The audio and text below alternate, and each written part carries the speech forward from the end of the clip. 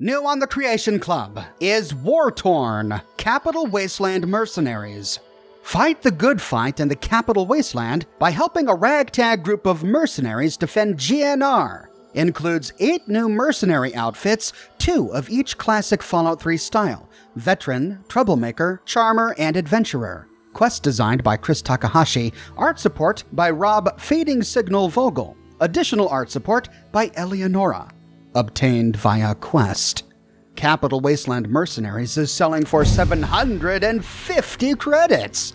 But is it worth it? Let's find out. Upon arrival in the Commonwealth, we begin the quest, The Good Fight. Investigate the Lynn Pier parking structure. As we approach Lynn Pier parking, we see something new. A vertibird has landed atop the structure. This wasn't there before. As we get close, we hear the sounds of gunners inside.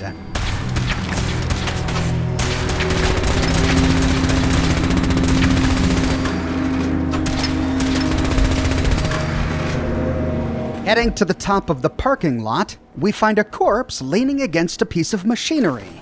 Sparrow. On her body, we find Sparrow's note. And we find a bottle of Aqua Pura, as well as 2 new armor pieces, the Mercenary Charmer dress helmet and the Mercenary Veteran outfit. We'll go through all of these new outfits after we complete the quest. Reading Sparrow's note in our inventory. Well, this sucks. We came here from DC to get help. Talon Company Mercs attacked GNR Station, and with the Brotherhood forces scattered, our asses were exposed. Our only hope was the radio. We sent out an SOS to everyone and anyone, asking them to help us fight the good fight. The Commonwealth responded. But it turns out these gunners aren't down for the cause. I would have been a dead woman if I didn't come in for a slow landing. Might still be a dead woman, given they're still on my 6. In fact, if you're reading this, that means my corpse is too cold for stim packs, so this letter will have to do. If the good fight means anything to you, then take this bird and fly off to the Capital Wasteland. Save GNR from the Talon Mercs and shut down the radio before they get on air. And if you see the good man, tell him I'm sorry. Well, somehow, as Sparrow is being pursued by gunners, she took the time to sit down and handwrite this note. But it's a good thing she did, because now we're here to save the day.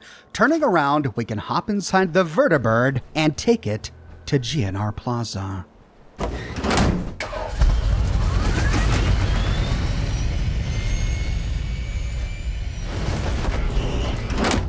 Many hours later, we arrive on a vertibird landing pad overlooking GNR, and there's a fight in progress. It's Talon Company, but who are they fighting?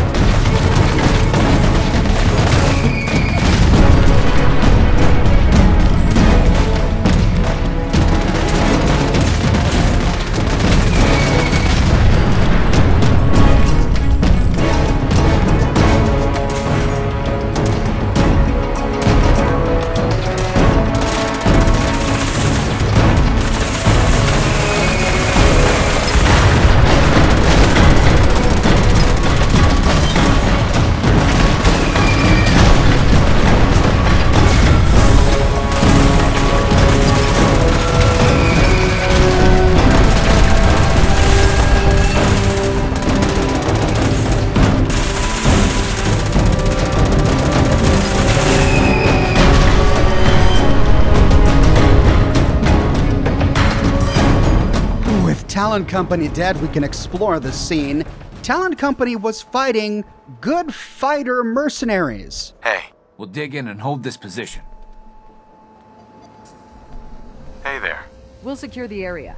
And GNR Plaza appears to not have changed much since the Lone Wanderer left it 10 years ago. We even still find the ruins of Early Dawn Elementary School right outside GNR Plaza. Remember, this was the elementary school that the original inhabitants of Little Lamplight came from when their field trip went awry. But now we see it filled with sandbags and bunk beds, and inside we find more good fighter mercenaries.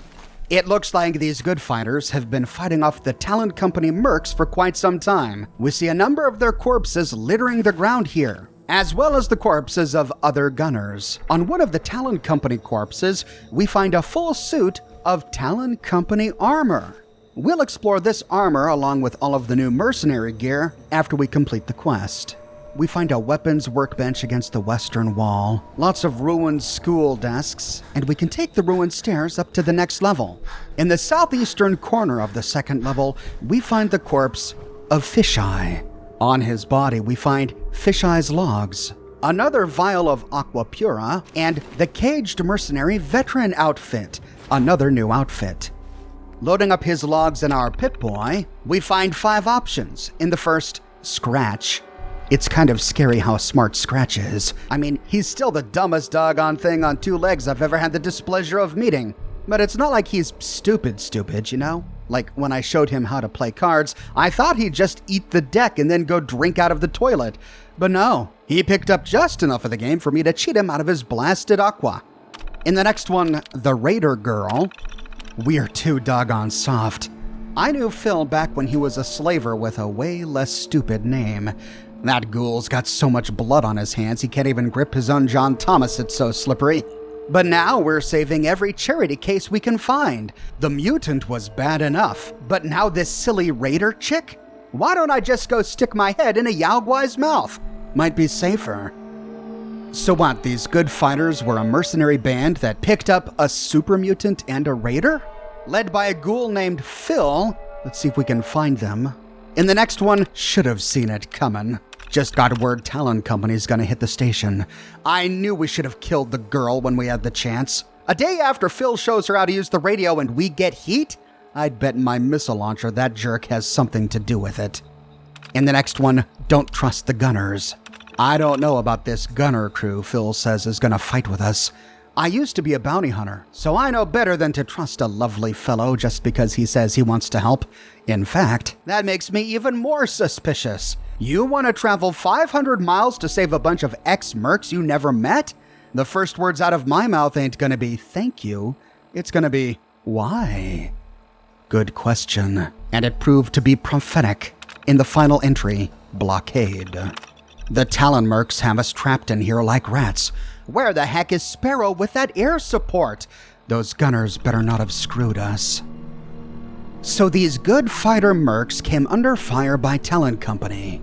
Fisheye here suspects that they were betrayed by a raider that they had taken in. Sparrow hops on a vertibird, which appears to have been abandoned by the Brotherhood, and flew to the Commonwealth to meet with the gunners who ended up betraying her. The Aqua Pura that we find is Aqua Pura. It even looks similar to the Aqua Pura we find in Fallout 3. It even has the same font on the label. Nice touch. It heals 40 HP over time, which is the exact same as purified water. Again, acting the same way Aqua Pura does during the events of Broken Steel. Fisheye here dies with a missile launcher on the ground surrounded by missiles. My Brotherhood character can take care of these guys. Nearby we find another good fighter mercenary who appears to have no legs. Hey there. Seems to be a bit of a glitch with one of the costumes. We'll talk about that in a bit.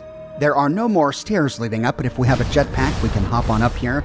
But there's a big invisible barrier preventing us from going any further into the DC ruins. Back out to GNR Plaza, we can loot more of the bodies. We find a ton of this Talon Company armor and more dead good fighter mercenaries. This one's wearing the Mercenary Troublemaker hat and outfit. I sure hope I didn't kill any of these good fighters. I did jump in with my fat man. Maybe they were dead before I arrived.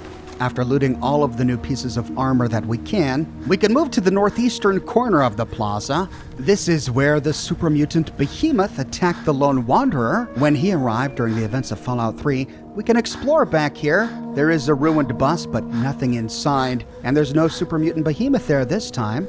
We find a toolbox back here, but we can't loot it. And the pathway to the north is filled in with more rubble, so we can't get back there. However, notice that they did have to recreate some of the buildings from the Capital Wasteland skyline for this area, and we see them back there. Another really nice touch. At last, we can look at GNR itself. and it has been recreated with meticulous attention to detail. Sadly, the front facade of the building never sits within direct sunlight at any time of the day, so we never get a really good look at this logo. But zooming on in, there it is, GNR atop the radio broadcast tower, and we see a sign beneath, Galaxy News Radio. In the middle of the plaza, we see their famous sculpture with the rocket orbiting the planet. The metro station is completely filled in with rubble. Moving towards the building, we find another good fighter mercenary corpse. On her body, we find the mercenary adventurer outfit. Lying in the middle of the steps leading up to GNR, we find the corpse of Wasteland Joe. On his body, we find Wasteland Joe's logs and a legendary item, the Martyr's ammo-laden mercenary Troublemaker's outfit. Temporarily slows time during combat when you're at 20% or less health. Accessing Wasteland Joe's logs from our Pip-Boy, we find 4 options. In the first, a good DJ and a better man. Phil doesn't like to talk about the past. Hurts too much, I suppose. But the past doesn't really work that way, does it? It's not something you can put away like a pair of old shoes. It'll come walking out and kick you in the teeth when you least expect it. Writing about it helps, I think. My feeling is, if the past is going to knock down the door anyway, I might as well invite it in. Thankfully, Phil was kind enough to put a message on the air, asking for spare parts so I could fix up these old holotapes. In the next Bad Man Turned Good, it's on brand for Phil to take in mercy. He's always been about redemption, and what person needs it more than a raider? Doc Emily said Phil mentioned something in his sleep about taking people to paradise to hear a eulogy. Eulogy jazz! Not sure what that means. I know there's rumor he was in the slave trade, but I refuse to believe it. Probably best to leave it alone. So Phil was a slaver over 10 years ago, back during the reign of Eulogy Jones. And we get a name to our raider chick who was taken in by this group, Mercy. In the next one, holed up in the schoolhouse. When Sparrow left for Boston, she asked me to clear out some landing space on the street near the schoolhouse. I was going to give her a hard time about it, but now I'm just worried. I suppose I need to worry about myself first. Most of us were here clearing rubble when the Mercs attacked. With the station undefended, the ones inside didn't stand much of a chance. So Talon Company made it inside. Are they still alive in there? In the final one, gotta take a chance. We've been holed up in the schoolhouse ever since the Talon Company took GNR. We've got to shut down the signal before they call in more reinforcements. It's too late for Phil and the others, but the good fight was never about one man. It's a movement. We'll have Fisheye give us cover, and we'll use the chaos to make one last run at the doors. We see the aftermath of that run, with Wasteland Joe and Fisheye lying dead. He mentioned a signal here, but I inspected the radio on the Pip-Boy, and I didn't find a broadcast for GNR, or any other Talon Company broadcast. Oddly enough, all the way down here in the Capital Wasteland, I was able to pick up Diamond City Radio. Travis must have upgraded his equipment.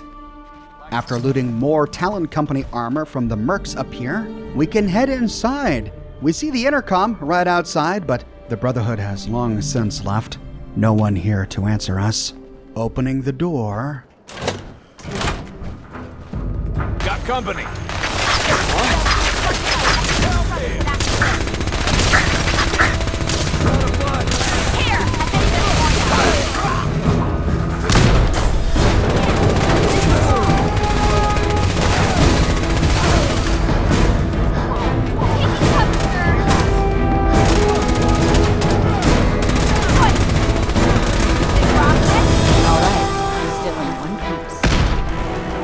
The good fighter mercenaries raced in with us. We made quick work of them, but we also made a mess, scattering many of the goods that were neatly organized on the shelves all over the floor. In the middle of the floor, we find an ammo-laden mercenary Troublemaker's outfit. Hey, over here! Over here! Here, I'll make this for you. That was easy. Sneaky guys. Moving east, we see some shelves where most of this was stacked. we find a couple of power armor pieces on one shelf, and on the next shelf we find a bunch of this new armor. A mercenary charmer's suit helmet, a caged mercenary veteran outfit, some matching caged mercenary veteran goggles, a mercenary adventurer outfit, a mercenary troublemaker outfit, some mercenary adventurer goggles, and the mercenary troublemaker's hat. Moving around behind the shelves, we pass over a power armor station, through a beanbag barricade, to find the corpse of Doc Emily. On her body, we find Doc Emily's logs, and the mercenary charmer dress and matching dress helmet. On her holotape, we find 5 entries. In the first, so many patients to treat. Phil brought me on the team about a month ago. Everyone here is so friendly. It makes it really easy to get DNA swabs. Ew. At my last job, I had to resort to drugging them first. Well, let's hope she swabs their mouths for that DNA sample. In the next, Aqua Pura Not Pura? Dave Perkins has come to me on several occasions and stated adamantly that Aqua Pura is not completely pure. Needless to say, I was shocked at his accusation. Shocked! Would people really do that? Lie on the label? But my tests showed little to no contamination. So, phew. I asked Dave why he thought the way he did, and he explained to me that unless you can drink it without opening the cap, it was going to get contaminated when exposed to the radiation in the air. Well, duh! I told him that level of contamination is completely safe. If anyone is contaminated, it's probably him. I'll need to have him agree to a test to confirm, although I'll probably just grab a sample from the bottle he threw in the trash. The events of Fallout 4 has already confirmed that the Lone Wanderer did not side with President Eden, so 10 years later, Aqua Pura should still be safe. In the next one, a mutant? A mutant! One of the good fighters is a mutant! A mutant! I've never treated a mutant before. I want to know what he eats, when he sleeps, what he dreams. He's sleeping right now. Maybe I should wake him up and ask. Oh, I hope she didn't. In the next, my very own clinic. Phil brought in a raider girl who was very, very hurt. I can patch her wounds, but I can't do much for her brain. It doesn't usually respond well to antiseptics. More importantly, with so many injured, Phil says they plan on clearing some of the rubble upstairs to make room for a clinic. That's an amazing idea. After all, you can't fight the good fight without a clean bill of health. And in the last one, where is my clinic? It's been 2 days, 6 hours, and 32 minutes, and they still haven't cleared the rubble. Something about the Talon Company attacking the station. Well, if they do attack, how am I going to treat the injured without a proper clinic? Seems having a clinic ended up being the least of her worries. In the northeastern corner, behind a barricade draped over a cart, we find the body of Dave Perkins. He doesn't have a holotape, but he is wearing a mercenary adventure outfit, which we'll take and save for later. On the southwestern side of this floor, we find more shelves and more scattered loot. There's a mercenary charmer's dress helmet on the ground, a chemistry station next to Doc Emily's corpse with blood packs lying around. We find some mentats and more Aqua Pura stuffed in the corner and on a shelf. And moving behind a barricade, we find another shelf with a mercenary charmer suit helmet, more Aqua Pura, some caged mercenary veteran goggles, and a mercenary adventurer outfit. Near to a wrecked eyebot, we find a small ammo box and more Aqua Pura. That's it for the bottom floor. When done, we can head upstairs. After looting the bodies of the Talon Company Mercs we just killed, we see that the northeastern door is still boarded up as it was 10 years ago, but the door to the west is still open. This is where Sarah Lyons and Lyons Pride made their temporary home while they were defending GNR. 10 years later, it appears to have served as a barracks for the good fighter mercenaries. On a shelf inside, we find a mercenary veteran outfit and some mercenary veteran goggles. I resisted the urge to loot some sugar bombs here. No Murphy's bombing run to turn this into. Against the southern wall, we find a shelf of purified water, more Aqua Pura to enjoy. On a table in the middle of the barracks, we find a bunch of bottle caps, a teddy bear, guess I shouldn't snag this for little Marie, and a mercenary Troublemaker hat filled with more bottle caps. There are footlockers next to some of the beds here, and they contain loot. In one, we find mercenary adventurer goggles, a cropped mercenary adventurer outfit, and a regular mercenary adventurer outfit. In another one, we find a legendary item, a chameleon ammo-laden mercenary Troublemaker outfit. Enemies have a harder time detecting you while you're sneaking and not moving. Then we find a Troublemaker hat and a Troublemaker outfit. On a shelf between these bunk beds, we find a caged Mercenary veteran outfit and some caged Mercenary veteran goggles. Beneath the bunk to the left, we find another footlocker, and inside we find a Mercenary Charmer dress helmet and suit helmet with matching Charmer dress and Charmer suit. Then, moving to the upright lockers, we find a Charmer dress helmet, an ammo-laden Troublemaker outfit, a caged veteran outfit, a cropped adventurer outfit, a regular adventurer outfit, a Charmer dress, a Charmer suit, a Troublemaker outfit, and a veteran outfit. Then, in the open locker without the door to the far left, we find a holotape, Sparrow's Logs. Inside we find 4 entries in the first Rise and Shine. Ran my afternoon check on the birds. It was supposed to be a morning check, but hey, noon is morning to some people. Anyways, I put the engine through a test run and found no leaks. Replaced a broken filter and safety wire. Also checked our fuel stocks. We're running low. Could go on another run next week, but knowing me, I'll end up putting it off. In the next one, a confession. I'm a big believer in the good fight, but I do get tired of the radio playing the same songs. I'd never tell Phil that, though. He thinks the two go together like feathers on a bird. Which reminds me, I need to replace the left propeller on V-Bird number 2. I also need to make repairs to the fuselage after that crash landing where I may or may not have been drunk. Let the record state that I blame not the vodka, but the mutant for being a heavy son of a jerk. In the third one, oh crap! Mercy asked me to do a patrol this morning. I told her my mornings don't start until after the second bottle, but she insisted. Good thing, too. About 10 minutes into my sweep, I spotted a brigade of Talon Company Mercs. They were camped out about 30 miles outside the plaza, heading in this direction. Phil asked if I was sure. Like, yeah, I had a shot of vodka, but I know a horde of angry-looking dudes in black armor when I see them. So Mercy insisted that she go on a patrol just at that time? And Sparrow just so happened to find a Talon Company brigade? Could Mercy have known about it beforehand? In the final one, oh crap, oh crap, oh crap! Flew up sober just in case I was seeing double. I wasn't. We're gonna need reinforcements. Phil says he got into contact with some boys in Boston. They call themselves the Gunners. Hopefully that means they got the firepower to match the name, because otherwise, we're in trouble. Turning left, we find a desk, and on top of the desk is a bottle of Aqua Pura and a terminal. GNR Studios terminal. Here we find 3 entries. In the first, a bit of privacy. Sharing a room is hard enough, so to give everyone their own little private space, I've restored one of these old GNR terminals and passed everyone a holotape. Remember not to save your personal data on the terminal itself unless you want everyone to read it. I'm saying this to you especially, Perk, but this applies to everyone. To the good fight, Wasteland Joe. In the next one, Dave Perkins' personal logs. Oh, looks like Perk didn't read that memo, which is why we didn't find a holotape on his corpse. We find 4 entries. In the first, my name is Dave Perkins. Some of the good fighters call me Perk because it's a real perk to have me around, but I prefer Dave. I asked Fisheye where he got his name, and he said it's because he's blind in one eye. I told him Dave is a fake name too. My real name is actually David.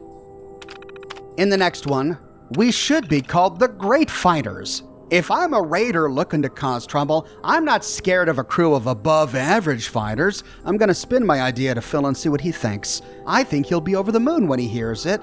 In number 3, Phil didn't like my idea. Something about the good fight being a slogan for the Wasteland. That's just great. Just great. We're not great, though. We're just good. The slogan he, of course, is referring to is a slogan coined by Threedog, who at one time encouraged everyone in the capital wasteland to fight the good fight. So this band of mercenaries aimed to carry on the legacy of Threedog. But whatever happened to Threedog? In the final one, number 4. I knew it. I knew being called the Good Fighters was going to get us in trouble. Well, I'm sure Talon Company attacking had nothing to do with their name. Backing out, we can access Dave Perkins' top 10 GNR songs. 1. A Wonderful Guy. It's a song about me, he says. Mighty, Mighty Man. Also about me. Crazy, he calls me. A song about a psychiatric ward. Boogeyman. Possibly about me. Happy Times. I appreciate the sentiment. Jolly days. I struggled with the distinction between a jolly day and a happy time, but ultimately I'm satisfied with this hierarchy. Anything goes. I don't like how kids might interpret the message, so it gets a lower ranking. Jazzy interlude. This song doesn't even have words, and it's about a minute too long for an interlude, but it soothes me. Civilization. A relatively inoffensive song. Well, I guess he wasn't happy in the Congo. Into each life some rain must fall, not if you live in a desert climate. Points docked for inaccuracy. And finally, I don't want to set the world on fire. Well, then maybe you shouldn't have. Hey, don't blame the ink spots. They were long gone by 2077. And that's it for the barracks. Moving out, we can follow the balcony and then turn right to move south up towards Threedog Studio. In this room, we find a body on a table, the body of a super mutant named Scratch. On his corpse is Scratch's logs. Reading it in our Pip-Boy, we find 4 options.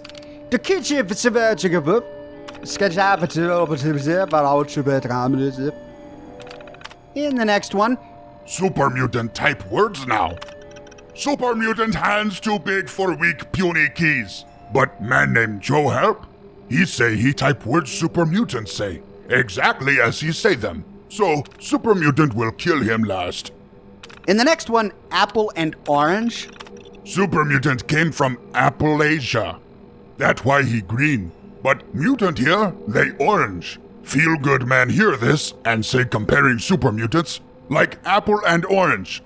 This make head scratch more than record. Super mutant not fruit. When talk to feel good man, super mutant head feels sick with words. So Scratch here traveled all the way to the capital Wastelands from West Virginia. Appalachia? That explains why he is green and not yellowish, like the Capital Wasteland variety, and why he's not quite as dumb as the Capital Wasteland variety. In the final one, good man or bad, Feel good man tell Raider, not all fight good. This news. Super mutant never met fight he no like, never met human he no crush. So feel good man give very bad advice. Then why he good man? This makes super mutant scratch head till skin come off. But good man fight good. So maybe he not so bad. Well, they embraced Scratch here into the ranks of the good fighters, but tragically he too perished. In this room, we find more power armor, more aqua pura. We see a staircase going upstairs to the west. We know that leads to Threedog Studio. But before heading up there, we can pass through a rubble-filled hallway to the west. This brings us to some pre-war office cubicles. There's not much in any of these, just a bunch of scrap. But in one, at the very end, we find an office lit with Christmas lights. On each wall, we find a bunch of concept art. This is original concept art from Fallout 3, and here we find many of the concept designs for the armor that we get from this Creation Club creation. This artist's office is a recreation of the office of Adamovich. Adam was Bethesda's concept artist for many years. He did the concept art for Oblivion, Skyrim, and Fallout 3, coming up with the original designs for many of the creatures and objects that we are so familiar with today. He even did some of the concept art for Fallout 4 before his untimely death in 2012. Looks like Bethesda put together a bit of a tribute room for him here. When ready, we can go up the stairs where we hear a voice. Let's do this.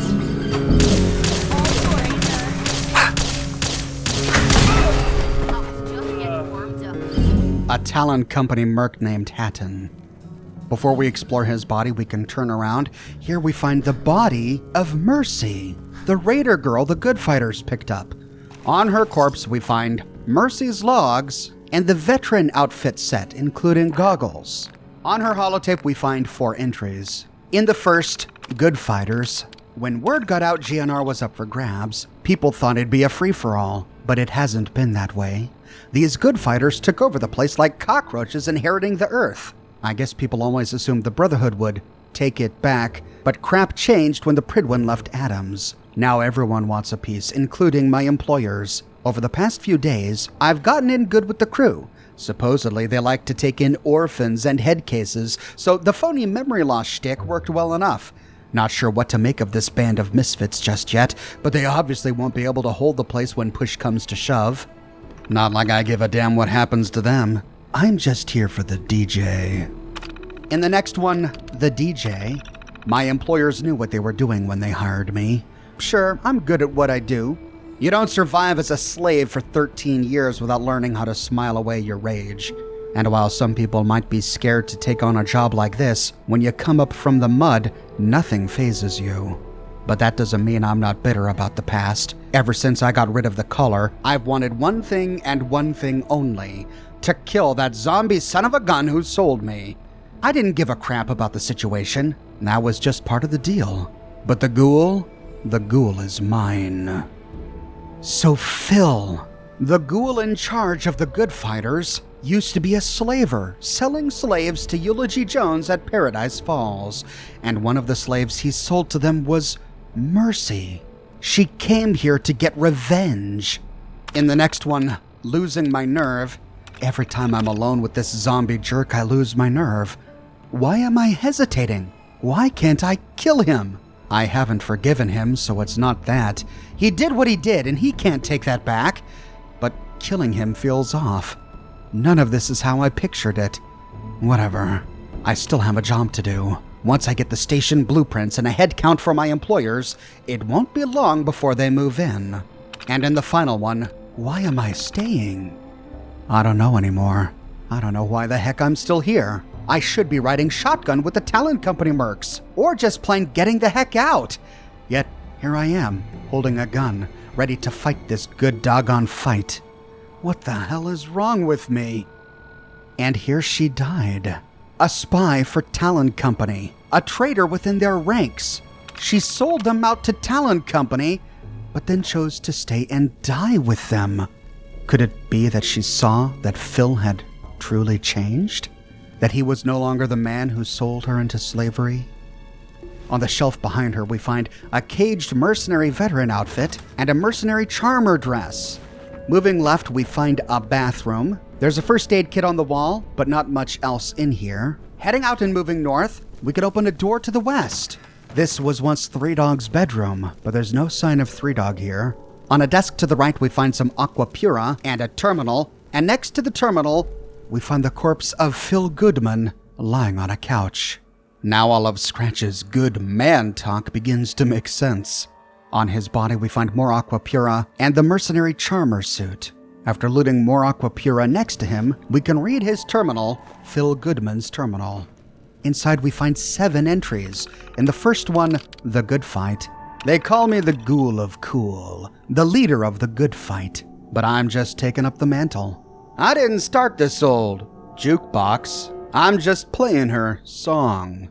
Truth is, none of us Mercs were around when the fight started, but maybe that's why it struck a chord now. And with the DJ missing and the Brotherhood gone, for a short while the airwaves went dead. But we felt we needed to keep the fight going, not just for the Wasteland, but for ourselves. We are not selling our souls for caps anymore, but doing real good like the Lone Wanderer did. We've been inspired to take up the cause, make up for lost time, you dig? I was on a dark path before all this. You could say the good fight saved me. Now, I want to save others to pay it forward. In the next one, vertibirds.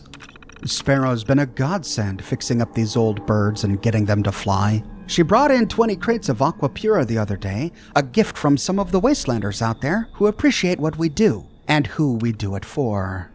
In the next one, Raider Girl. The other day, the fighters found a raider outside the plaza. The easy thing to do would be to kill her. I mean, this poor girl was freaking out, speaking gibberish, and in no shape to meet the big DJ in the sky. But if we want to fight the good fight, that means getting our playlist right. Not every track is about hacking and whacking. We gotta spin the right record, even when it's tough. Especially when it's tough. Besides, we made Scratch part of the team, and compared to a mutant, a raider's basically a kitten.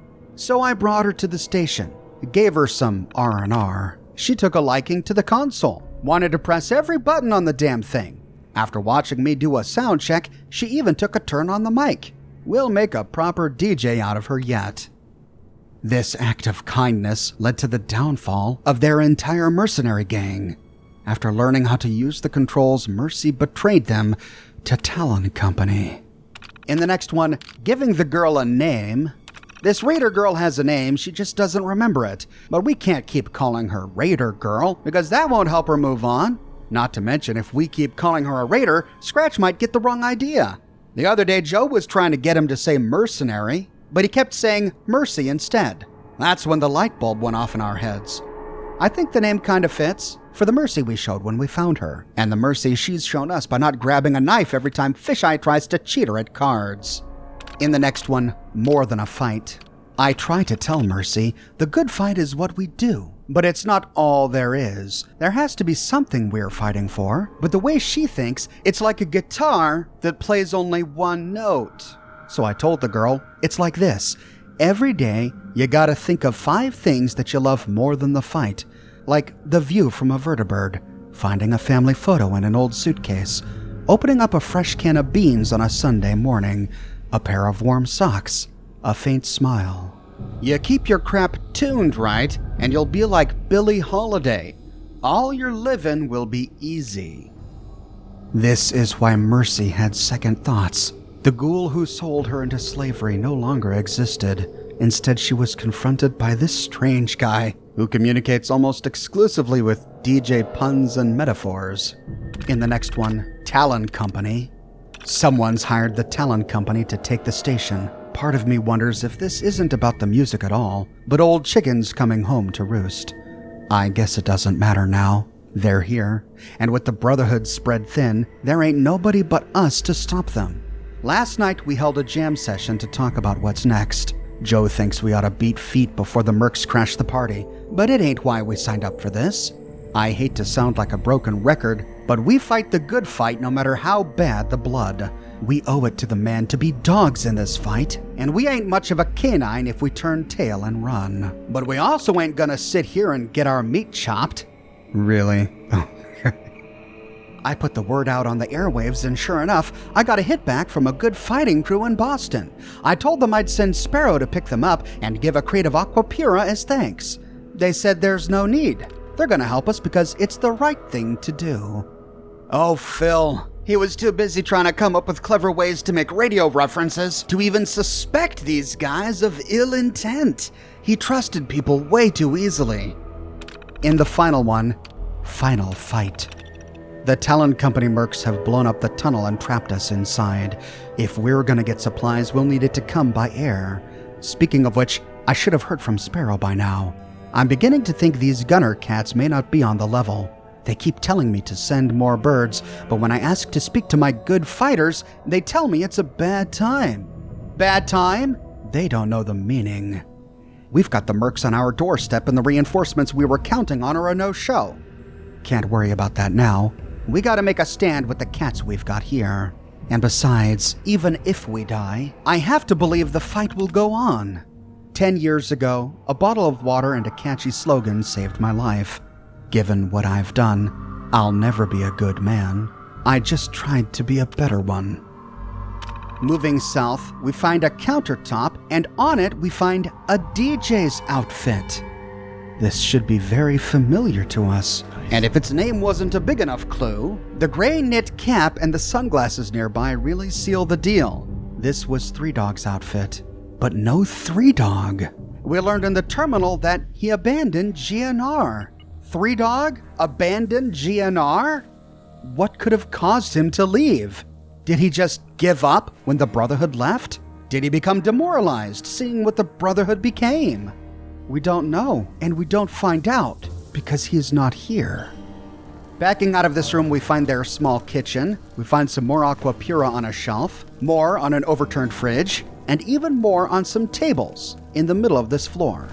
To the east, we find a bookshelf with a first aid kit and more Aqua Pura. And finally, moving over to the refrigerator, we can loot the corpse of Hatton.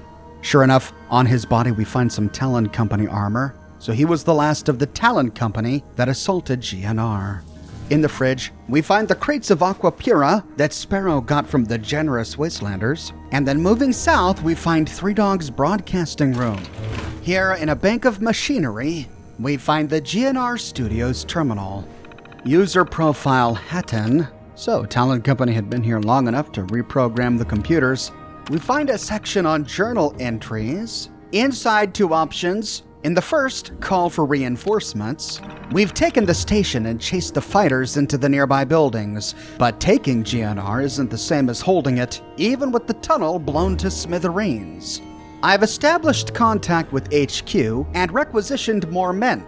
But due to resource crunch, they'll need to be picked up from outside DC using the old Brotherhood vertibirds the fighters repaired. I would have pressed HQ for more immediate help, but didn't want to make it seem like I didn't have a handle on the situation. Our problem is the autopilot system on the bird we hijacked is malfunctioning, so they'll need to hone in on a signal.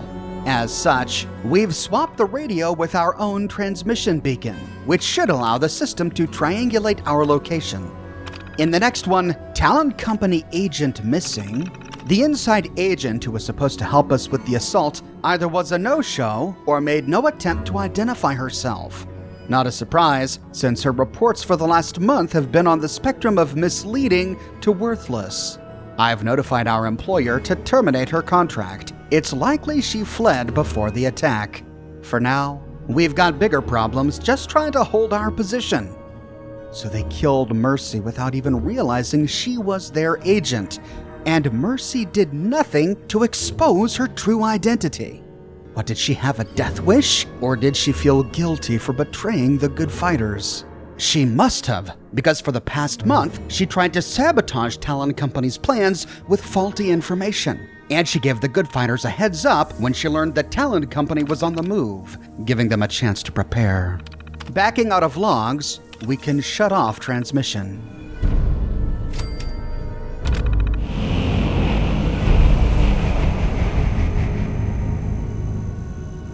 And with that, Galaxy News Radio goes silent. We can only hope that the good fighters, who appear to remain here when we're done, are able to regroup and defend it.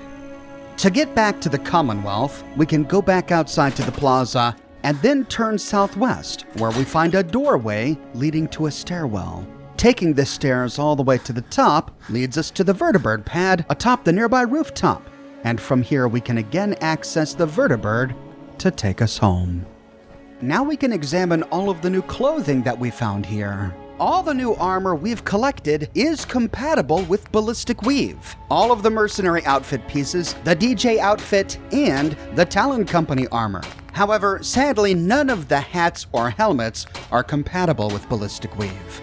First, we can take a look at the Talon Company armor. This combat armor is similar to the combat armor chest piece in the base game of Fallout 4. It's halfway between the sturdy and heavy set of combat armor. The Talon Company helmet has a ballistic damage resist of 10, which is the same as a combat armor helmet. However, it's missing the energy damage resistance that comes with a regular combat armor helmet. To compensate, it weighs slightly less, 3 pounds, compared to a combat armor helmet's 4 pounds. The armor provides 30 damage resist and 30 energy damage resist. That's 5 greater than the sturdy combat armor chest piece, but 5 less than the heavy combat armor chest piece. To compensate, it weighs slightly less than a heavy combat armor chest piece, 14 instead of 15.5. But it takes up all armor slots except for glasses and the helmet. But since it accepts Ballistic Weave, it somewhat makes up for that.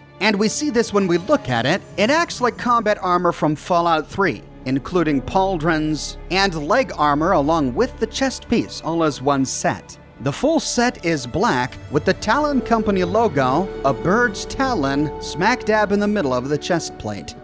Next, there's the DJ's outfit. This is presumably Threedog's outfit before he left GNR to wilds unknown. Without Ballistic Weave, the DJ's outfit has 0 damage and energy resist, but it grants +1 to intelligence, perception, and charisma. In Fallout 3, Threedog didn't have a special outfit. He wore a Murk cruiser's outfit, which was also worn by other scavengers in the game. Its stats in Fallout 3 are very different from the stats we find on the DJ outfit here in Fallout 4. The gray knit cap and sunglasses that came alongside it are not perfect fits for what Threedog wore, but they get pretty close. Threedog actually wore a gray head wrap, and the glasses he wore were unique to the game. The lenses were smaller. They didn't really look like the glasses we find here. Next, there's the Caged Mercenary Veterans outfit, which has no resistances but grants +1 to endurance and +1 to perception, and the matching Caged Mercenary Veterans goggles that complete this set. These only grant +1 to perception. This is a replica of the male version of the Merc veteran outfit from Fallout 3. But again, the stats are very different, as is the case with all of these outfits.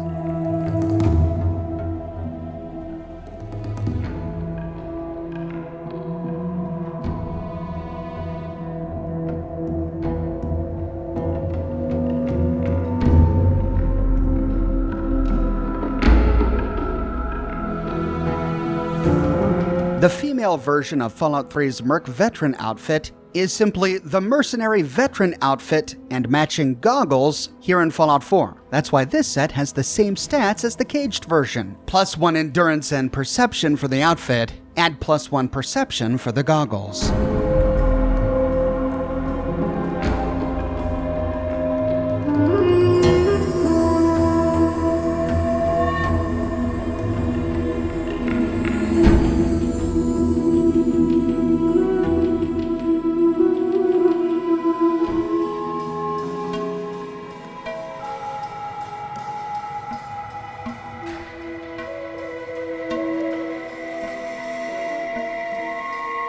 Next is the Murk Adventurer outfit. We actually find two different versions of this outfit that look the same but have different stats. I found 2 copies that grant +2 to perception, and I found 4 versions that grant +1 to agility and +1 to perception. With this outfit is the matching Mercenary Adventurer goggles, which grant +1 to perception. This outfit is the male version of the Merc Adventurer outfit from Fallout 3, including the 3 teeth on a line round the neck. Yuck.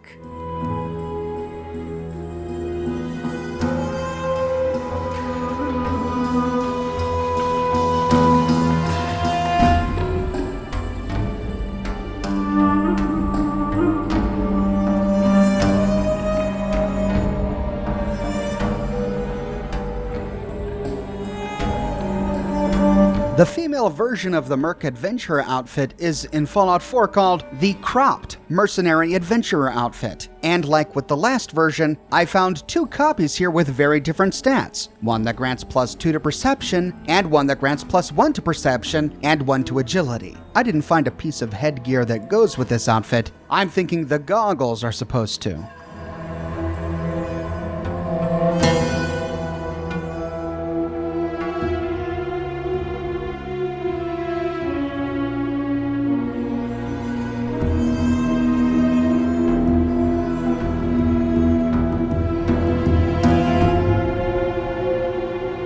Next is the Mercenary Charmer suit. This suit is the male version of the Mercenary Charmer outfit that we find in Fallout 3. It grants +2 to Charisma and has a matching Mercenary Charmer suit helmet, which grants +1 to Charisma. It's an interesting piece. It's very well done, but it's not a completely faithful reproduction of the Charmer outfit from Fallout 3. That doodad around the neck, well, it's actually more elaborate here than it is in Fallout 3.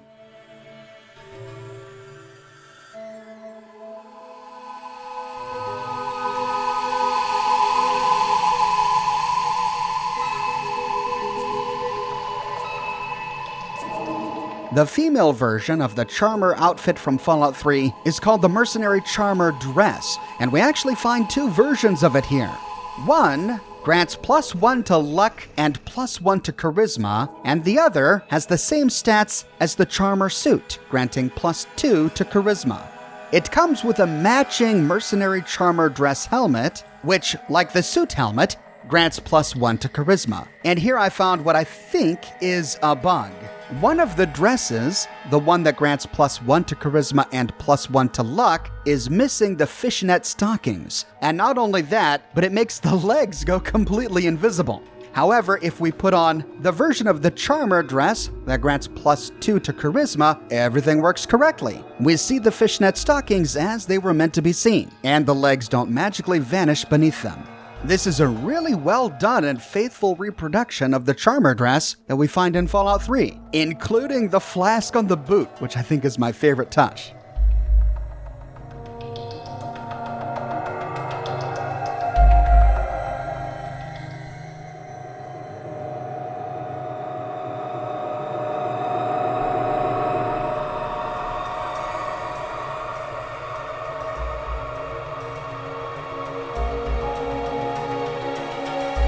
Then there's the Murk Troublemaker outfit. We find two versions of this outfit, one that grants +1 to agility and 1 to luck, and one that grants +1 to agility and 1 to strength. It has a matching Mercenary Troublemaker's hat, which grants 1 to strength. The Merc Troublemaker's outfit is actually the female version of the Merc Troublemaker outfit from Fallout 3, and the Troublemaker hat is actually the Storm Chaser hat from Fallout 3.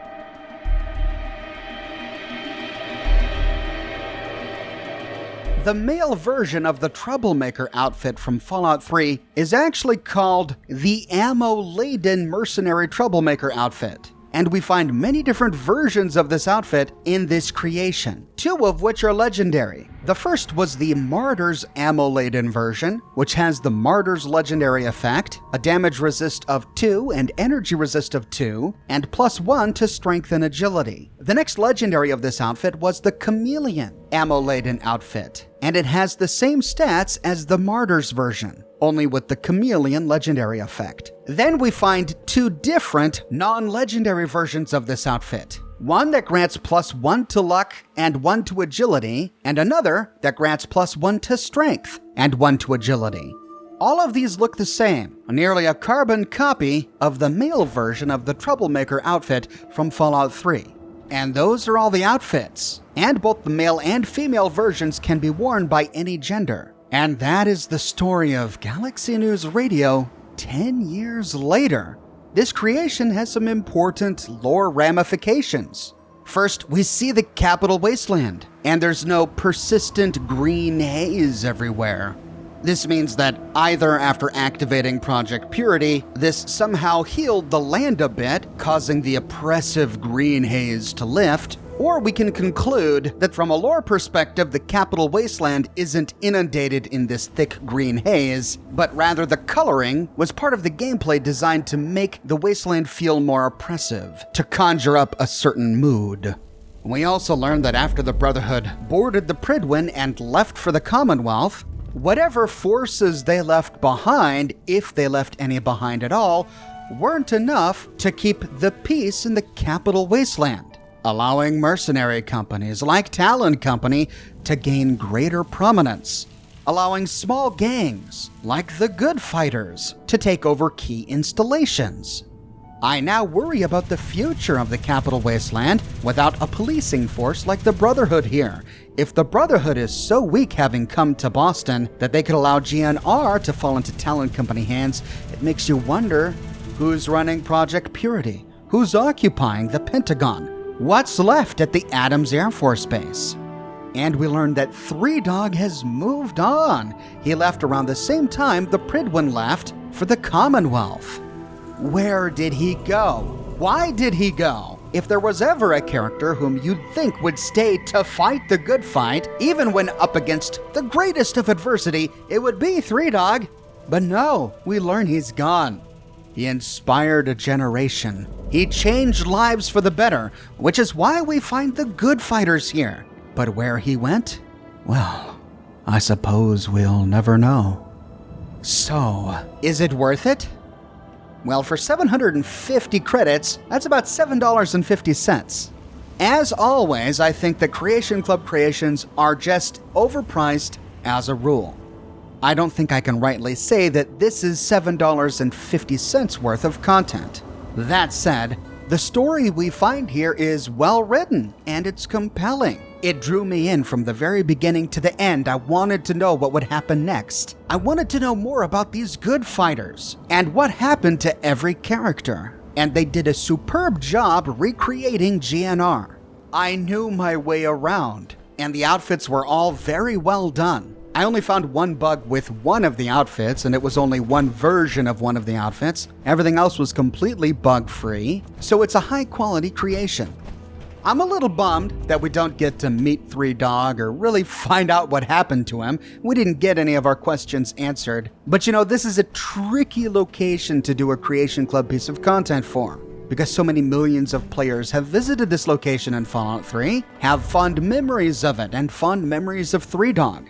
The story of Threedog really could have only gone one of three ways. One, he's fine and we meet him and we have a pleasant conversation. Two, he's dead and we find his body or his grave and we all sort of get let down. Or three, he just doesn't show up at all and we have no idea what happened to him. And that's the path they chose. It's a safe path because they're not setting anything in stone. His story is still open-ended. They're giving themselves the freedom to elaborate on that character at some point in the future. Not that they will, I don't think they will, but at least they have the opportunity by not killing him off and by not including him here. Had they included him here, they would have had to record more dialogue or repurpose old recordings. It would have been pretty complicated. I understand why we don't get to meet him, and I understand why they didn't kill him off. But just to show up and find out that he left is kind of a letdown. It's also sad to know that GNR is off the air. I mean, what's the last thing we do before we leave? We turn off Galaxy News Radio. There's just something symbolically ominous about that, right? After everything the Lone Wanderer went through during the events of Fallout 3, after everything the Lone Wanderer did during Broken Steel to free the capital Wasteland 10 years later, the voice of freedom, the one free voice in all of the capital Wasteland who could say whatever he wanted, is gone. And here we are in Fallout 4, personally, by hand, flipping off the switch? Man, that's kind of rough. But those aren't just my thoughts. But I'd like to know what you think. Do you like the outfits? Are you going to use them in your gameplay? Did you like the story? Were you excited to explore GNR in Fallout 4? Let me know in the comments section below. I publish Fallout videos each and every week on my channel, so if you don't want to miss my next episode, be sure to subscribe and to click that bell notification button. If you have and you feel like you're still missing out on YouTube notifications, consider following me on Twitter at Oxhorn. I update Twitter manually with every new piece of content that I publish. I've got a brand new shirt in the shop, Enclave.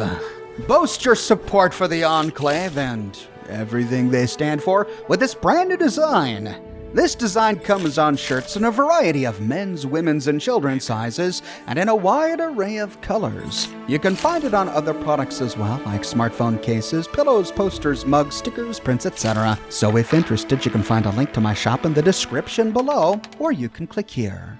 If you like what I do and you want to support me in a more personal way, consider becoming a patron on Patreon or a member here on YouTube. But more than anything, I'm just so glad you're here watching this video with me today. Thank you so much for watching, and I'll see you soon with more brand new videos.